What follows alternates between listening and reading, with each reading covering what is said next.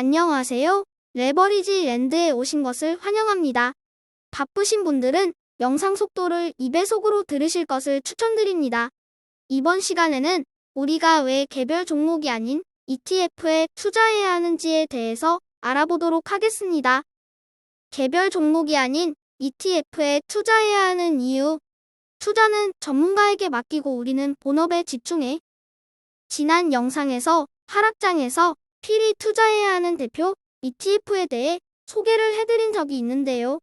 하나같이 미국 주식에 투자를 하는 분이라면 누구나 알 수 있는 유명한 3배 레버리지 ETF들이지요.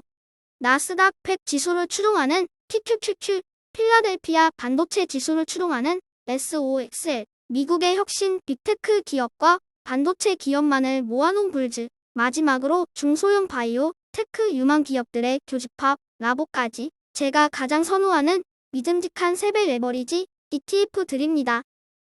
QQQQ는 말이 필요 없는 나스닥 지수 내 최상위 100개 기업을 모아놓은 ETF입니다.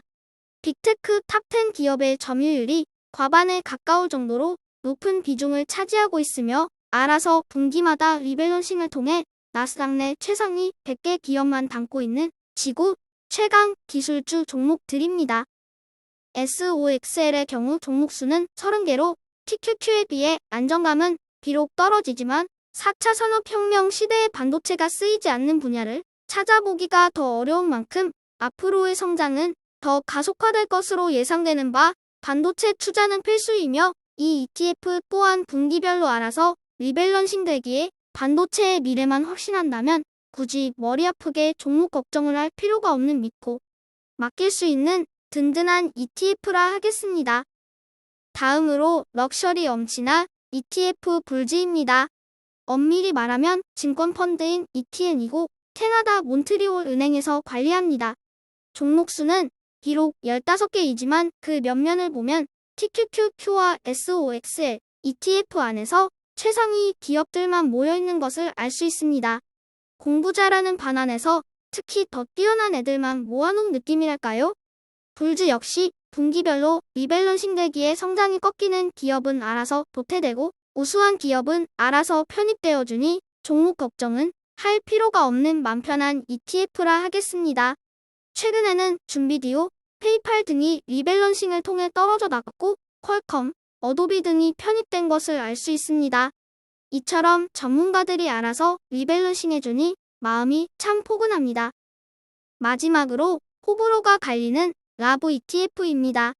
총 300개 유망한 바이오 기업들을 담고 있고 과반에 가까운 점유율로 유명 증권사 펀드의 지수를 추종하고 있는 것을 알 수 있습니다. 바이오 산업의 미래에 대한 확신은 드는데 도대체 어떤 기업이 폭풍 성장할지 우리가 알 수 있을까요? 어디가 성장할지는 모르겠으나 바이오 산업의 확장과 성장을 믿고 알아서 리밸런싱을 통해 최상위 300개 바이오 테크 기업을 담고 있는 ETF에 투자한다면 어떤 개별 종목이 100배, 1000배의 수익을 내줄런지는 모르겠으나 가장 확실하고 안전하게 투자할 수 있는 방법이라고 생각합니다. 미국 시장은 계속 우상향해 왔습니다. 하지만 주도해온 섹터와 개별 종목은 지속 변화되어 왔으며 향후에도 어떤 종목이 미국 시장을 이끌어 나가게 될지는 아무도 알 수가 없습니다. 다만 우리가 믿고 있는 것 한 가지는 최고 기업이 집결되어 있는 미국의 나스닥 시장은 언제나 그 어떤 시장, 여느 개별 종목보다도 탁월한 수익을 가져다 주었으며 패권 국가인 미국의 위상이 꺾이지 않는 한 앞으로도 이 같은 기조는 변하지 않을 것이라는 사실입니다. 지난 30년간 한국의 시가총액 상위 10대 기업입니다. 10년 단위로 상위 10대 기업을 보면 삼성전자를 제외하고는 상위권에 제대로 유지되고 있는 기업이 보이지를 않네요. 현재 2020년 기준 상위 10대 기업 중에 날 2030년 몇 개 기업이나 살아남아 있을까요? 10년 후에도 삼성전자가 1등을 하고 있을 것이라고 확신할 수 있습니까? 저는 잘 모르겠습니다. 미국의 시가총액 상위 10개 기업의 상황도 별반 다르지 않습니다. 1990년대를 호령하던 IBM, 엑슨모빌은 2020년대에 들어서는 보이지도 않습니다. 지금은 빅테크 기업들이 상위 10개 종목에 대거 포진되어 있는 것을 알 수 있으며 그나마 마이크로소프트 정도가 지난 30년간 꾸준히 상위 10개 기업 내에 포함되어 왔던 것을 볼 수 있습니다. 세계 최고 기업인 애플 역시 기껏해야 20년의 역사입니다. 향후 2030년에 지금의 상위 10개 기업들 중 몇 개 기업이나 10위 안에 유지되어 살아남아 있을까요? 빅테크의 시대이니 앞으로 30년간 안전할 것이다. 이 또한 저는 잘 모르겠습니다.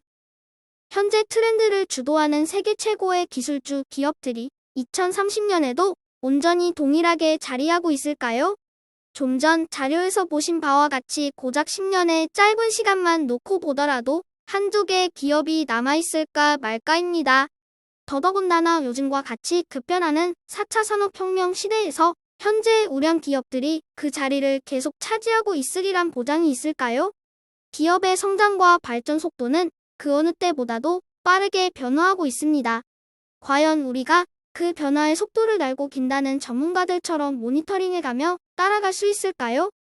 있는 그대로의 실적과 수치를 바탕으로 분기별로 냉정하게 리밸런싱되는 지수추종 ETF, 변화하는 트렌드 속에 최고의 전문가들이 알아서 연구해주는 불지 ETF에 투자하고 있는 우리는 항상 마음이 편안합니다. 개별 종목의 미래를 걱정할 필요도 없고 계속 골머리 싸매며 기업 연구하느라 시간 낭비할 필요도 없습니다. 주식 투자는 전문가들에게 알아서 맡기고 우리는 본업에 충실하고 나 자신의 성장과 발전에 좀 더 집중하는 것이 어떨까요? 저는 저의 대부분의 자산을 안심하고 맡길 수 있는 ETF에 투자하여 저의 소중한 시간을 좀 더 건설적인 곳에 사용하겠습니다. 가장 확실하면서도 가치 있는 투자는 단언컨대 나 자신에 대한 투자임을 우리는 명심해야 할 것입니다. 이상으로 우리가 개별 종목이 아닌 ETF에 투자해야 하는 이유에 대한 저의 생각을 말씀드렸습니다. 부족한 저의 영상을 끝까지 시청해주셔서 감사합니다. 저의 주린이 일기는 내일도 계속됩니다. 영상이 도움이 되셨다면 구독, 좋아요, 알림 설정 부탁드려요. 감사합니다. 모두 부자 되세요.